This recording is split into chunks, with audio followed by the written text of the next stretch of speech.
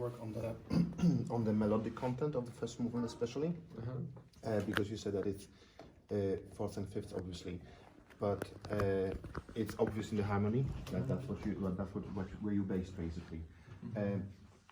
How do you create those melodies, though? Do you follow the rule because you know that it needs to be fourth, it needs to be fifth, and you need to follow a specific pattern? Or are you giving yourself freedom and yeah, what's the process when you write the melody of this? Because it's a very melodic piece as well, isn't it? Yes.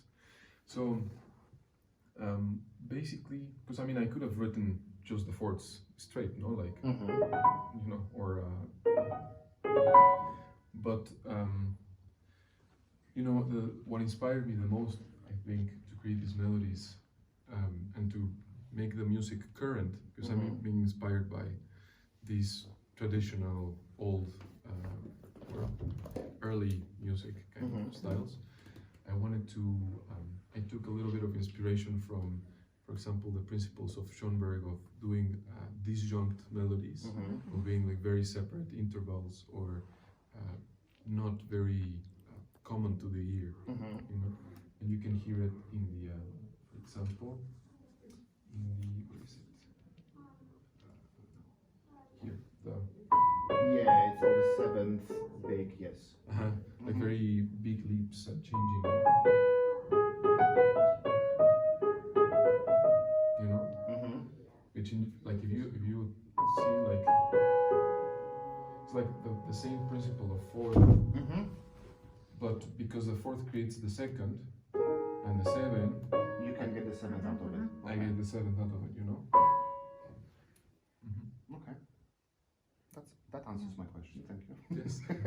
I can just for the part I can just make a constatation that all what you said about this ancient religions that I can hear even without text, because I was first hearing composition this morning and then later reading the text. So I can just say that you made to create the atmosphere. I was not aware specifically what is it, but I could hear in these chords and the atmosphere, the echoes from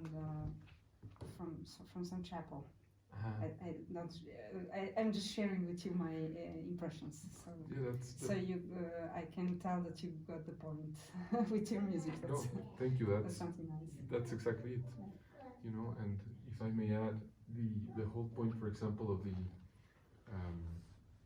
of the feeling of the chapel and the spiritual experience that I create, for example, with the very high intense dynamic changes, you know, it was to create this conversation between like the higher power and you. That's what I wanted to ask. What inspired you? I mean, it comes later. Tatisti didn't play, but I heard this morning. What inspired you with these contrasts later in this third movement? Or the third movement. So I go to the third movement. Yes. So, for example, like it was for me like a journey. You know? So you start the first movement with this introduction of you go into the church, you know, like or into the synagogue, to some place, sacred place, doesn't matter, and you do like a plead to a higher power, whatever that is, to you or anyone, and then the conversation starts, and that's why like the contrasting dynamics, and you know, and then the journey takes us to the second movement of when the bells call you, like it's like a tradition of playing bells or just calling out to